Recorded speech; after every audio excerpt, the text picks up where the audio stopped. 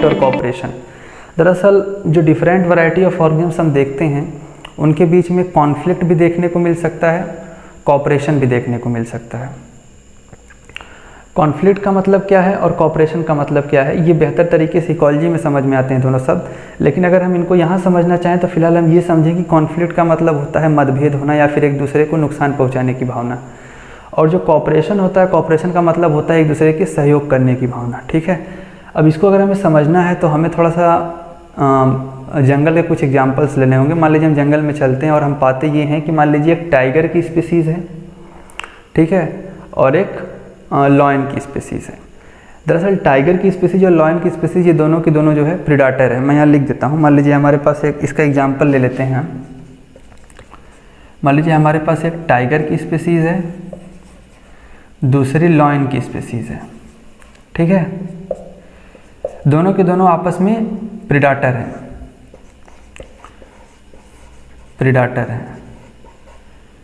ठीक है। इन दोनों, एक है मान लीजिए हिरन है जंगल में,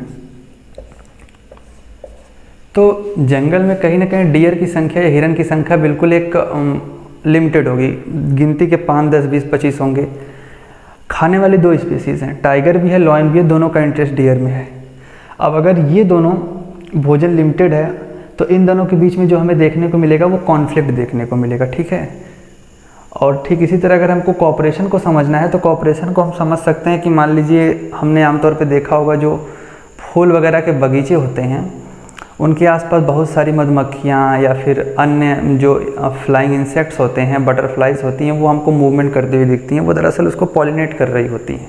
तो इसको अगर हमको कॉपरेशन को समझना है तो इसको देखते हैं। मान लीजिए हमारे पास एक फ्लावर है और यहाँ पर एक हमारे पास ये इंसेक्ट है, ठीक है। अब ये जो इंसेक्ट है वो इस फ्लावर को क्या करेगा, पॉलिनेट कर देगा, इसका पॉलिनेशन करेगा, पॉलिनेट कर देगा इसको, और फ्लावर इसके बदले में इसको नेक्टर देगा खाने के लिए। बेनिफिट दोनों का हुआ, फ्लावर को पॉलिनेट करने वाला इंसेक्ट है और इंसेक्ट को नेक्टर देने वाला फ्लावर है, दोनों एक दूसरे को सपोर्ट कर रहे हैं, ठीक है। तो ये एग्जाम्पल कॉपरेशन का है, ये एग्जाम्पल कॉन्फ्लिक्ट का है। एक बात नोटिस करने वाली है कि ये जो हमने कॉन्फ्लिक्ट और कॉपरेशन समझा ये दोनों अलग अलग स्पीसीज के मेंबर से समझा, ठीक है। अब हम थोड़ा सा आगे देखते हैं। अगली लाइन में एनसीईआरटी जो लिखता है वो ये लिखता है कि the ecological conflict and cooperations among members of populations and among populations of a community and even molecules inside cells. इसका मतलब क्या है, एनसीईआरटी जो इसको इतना घुमा फिरा के लिखता है, सिंपल भाषा में अगर ये कहें तो एनसीईआरटी ये कहना चाहता है जो कॉन्फ्लिक्ट है, जो कॉपरेशन है, ठीक है, वो डिफरेंट स्पीसीज़ के मेंबर में तो मिलता ही मिलता है, साथ साथ में कभी कभार सेम स्पीसीज़ के मेंबर में भी देखने को मिल सकता है। बस इतनी सी बात एनसीईआरटी कहता है, उसको बस उसको लिखने का तरीका घुमा फिरा के इतना ज़्यादा है। वो लिखता है कि the ecological conflict and cooperation among members of a population. अब हमको सबसे पहले पॉपुलेशन की डेफिनेशन समझ में आनी चाहिए, ठीक है। फिर लिखता है and populations of a community, फिर कम्युनिटी की डेफिनेशन समझ में आनी चाहिए, तब जाकर के ये बात हमारी समझ में आएगी। तो पॉपुलेशन की डेफिनेशन होती है group of members of same species in a given area at a given time, जिसका मतलब ये है कि किसी प्रजाति के कुछ व्यक्तियों का एक समूह है जो किसी टाइम पे किसी एक जगह पे रह रहा है, यही पॉपुलेशन है, ठीक है। तो मतलब पॉपुलेशन में कंसीडर क्या किया गया, एक स्पीसीज़ को, एक स्पीसीज़ के मेंबर्स का कुछ समूह है जो किसी एक समय में किसी एक जगह पर रह रहा है। तो जब कभी भी पॉपुलेशन की बात आती है तो 2 चीज़ें बताना बड़ा मस्ट है, एक तो एरिया, दूसरा टाइम। जैसे अगर मैं ये कहूँ कि भारत की पॉपुलेशन 35 करोड़ है, मान लीजिए मैंने तो बोल दिया भारत की है, लेकिन अगर मान लीजिए लिख दिया गया 35 करोड़, तो अब हमें ये बताना आवश्यक हो जाएगा कि 35 करोड़ कहाँ की पॉपुलेशन है। तो मैं नीचे लिख देता हूँ इंडिया की। फिर दूसरा सवाल ये आएगा कि कब की है, तो ये बात है सन 1947 की, जब भारत आज़ाद हुआ था, ठीक है। दूसरा है कम्युनिटी। कम्युनिटी का फॉर्मेशन तब होता है जब वहाँ पर डिफरेंट स्पीसीज़ के मेंबर्स, मतलब अलग अलग प्रजातियों के मेंबर्स आके रहने लग जाएं और उनके बीच में कुछ इंटरेक्शन देखने को मिले तो उसको हम कम्युनिटी बोलते हैं। ठीक है, इंटरेक्शन का मतलब होता है एक दूसरे के ऊपर इफेक्ट हो सकता है, जो अलग अलग स्पीसीज़ के मेंबर आके वहाँ पर रह रहे हैं वो एक दूसरे को बेनिफिट करें, वो एक दूसरे को नुकसान पहुँचाएँ, या फिर कभी कभार ये भी हो सकता है एक का प्लस हो एक का निगेटिव हो, या एक का प्लस हो एक का जीरो इफेक्ट हो, जिसको हम इकोलॉजी में तमाम भाषाओं से समझते हैं, कमेंसलिज्म, अमेंसलिज्म, प्रेडेशन, कंपटीशन, तमाम चीज़ें हैं वो वहाँ देखेंगे। पर फिलहाल तो यही है कि जो कम्युनिटी होती है इसका फॉर्मेशन तब होता है जब अलग अलग स्पीसीज़ के मेंबर किसी एक जगह आकर रहते हैं, और न सिर्फ रहते हैं बल्कि एक दूसरे के ऊपर कुछ इफेक्ट डालते हैं, तो उसको हम बोलते हैं कम्युनिटी। तो कम्युनिटी में क्या आ गया, डिफरेंट स्पीसीज़ आ गई। पॉपुलेशन में क्या आ गया, सेम स्पीसीज़ आ गई। ठीक है, तो यही कहता है the ecological conflict and cooperation among members of a population. Population का मतलब यहाँ क्या है, एक species, same species and among populations of a community मतलब डिफरेंट स्पीसीज,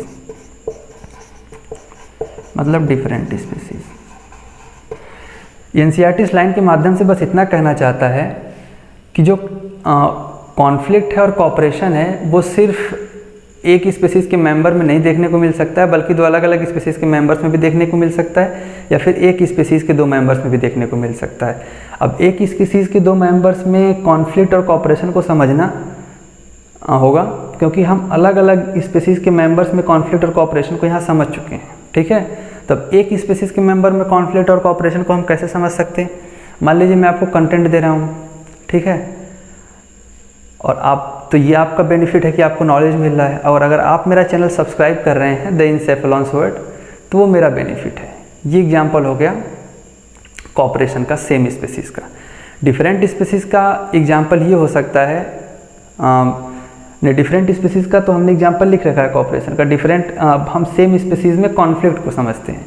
जैसे दरअसल मान लीजिए दो यूपीएससी एस्पिरेंट हैं या दो नीट एस्पिरेंट हैं जो किसी न किसी कॉम्पिटिटिव एग्जाम्स की तैयारी कर रहे हैं। ठीक है, तो फॉर्म भरने वालों की संख्या 17 से 18 लाख है, जो सीट्स हैं वो कुछ फिक्स हैं, तो अब इन बच्चों में एक दूसरे के लिए क्या होगा, कॉन्फ्लिक्ट होगा, कॉपरेशन नहीं हो सकता है।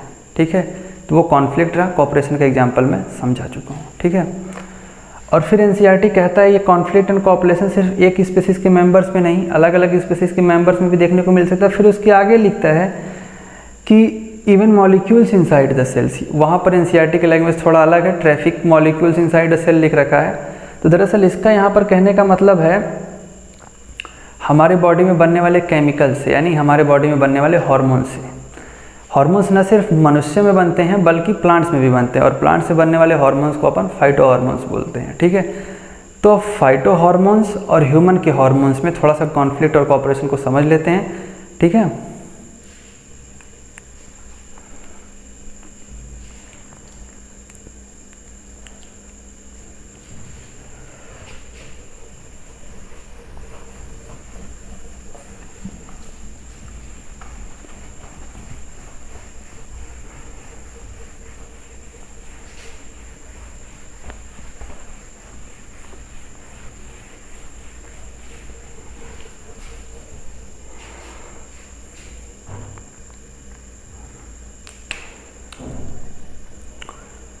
हमारी बॉडी में एक हार्मोन होता है जिसका नाम होता है, जिसको हम शॉर्ट फॉर्म में पीटीएच बोलते हैं, यानी पैराथायराइड हार्मोन। उसको मैं लिखता हूँ अभी यहाँ पर, पीटीएच यानी पैराथायराइड हार्मोन।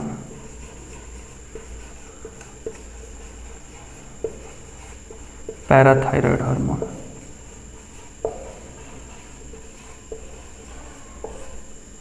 ठीक है। वहीं हमारी बॉडी में एक और हार्मोन होता है, इसका नाम है कैल्सिट्रायोल। ठीक है, तो कहीं ना कहीं हमारी बॉडी में पाए जाने वाले जो हार्मोन है पीटीएच, पैराथायराइड हार्मोन, और कैल्सिट्रायोल, ये दोनों क्या करते हैं, हमारे ब्लड में जो कैल्शियम का लेवल होता है उसको बढ़ाते हैं। ठीक है, तो अब जब ये दोनों का काम सेम है, एक ही डायरेक्शन में काम कर रहे हैं, तो ये किस चीज़ का एग्जाम्पल हो गया, ये है कॉपरेशन का एग्जाम्पल। अब हम अगला एग्जाम्पल देखते हैं कॉन्फ्लिक्ट का, उसको भी थोड़ा हार्मोन के जरिए समझते हैं। हमारे बॉडी में एक, ये दोनों क्या करते हैं, दरअसल पहले हम इसको यहाँ लिख लेते हैं, ये दोनों क्या करते हैं, ब्लड में जो कैल्शियम का लेवल होता है उसको बढ़ाते हैं। ये थोड़ा सा ह्यूमन फिजियो का नॉलेज है। ठीक है, ये किसका केस है? ये कोऑपरेशन का केस है, कोऑपरेशन का। अगला थोड़ा सा कॉन्फ्लिक्ट का देखते हैं। कॉन्फ्लिक्ट को हम समझते हैं, हमारी बॉडी में एक हार्मोन होता है ग्लूकागॉन, ठीक है, ग्लूकागॉन, और दूसरा होता है इंसुलिन। ये रहा ग्लूकागॉन, दूसरा इंसुलिन।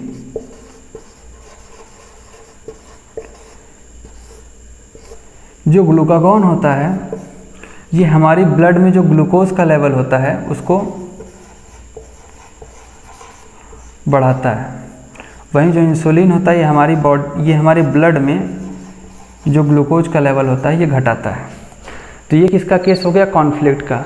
ये पैराथायराइड हार्मोन, ये कैल्सीट्रायोल हार्मोन, ये दोनों ब्लड में कैल्शियम के लेवल को बढ़ाते हैं। और वहीं ये जो कॉन्फ्लिक्ट का केस है उसमें एक ग्लूकागॉन नाम का हार्मोन जो हमारे शरीर में पाया जाता है और इंसुलिन नाम का हार्मोन। तो जो ग्लूकागॉन वाला हार्मोन होता है ये हमारे ब्लड में ग्लूकोज के लेवल को बढ़ाता है, और ये जो इंसुलिन हार्मोन होता है ये हमारे ब्लड में ग्लूकोज के लेवल को घटाता है। ठीक है, ये हमने बॉडी में पाए जाने वाले हार्मोन्स के लेवल पर समझा कि कॉन्फ्लिक्ट और कोऑपरेशन क्या होता है। वहीं फाइटो हार्मोन्स में भी हम थोड़ा सा समझ सकते हैं, मैं जस्ट ओरली बोल देता हूँ। एक तो होता है हमारे पास साइटोकाइनिन, दूसरा होता है ऑक्सिन। तो जो पेड़ों से हरे पत्ते अटैच होते हैं, पेड़ों की टहनियों से जो हरे पत्ते अटैच होते हैं उसका कारण होता है साइटोकाइनिन और ऑक्सिन। ये दोनों साइटोकाइनिन और ऑक्सिन प्लांट की लीफ को ग्रीन रहने में हेल्प करते हैं और उनको टहनियों से जोड़े रखते हैं। ठीक है, ये काम है साइटोकाइनिन का और ऑक्सिन का।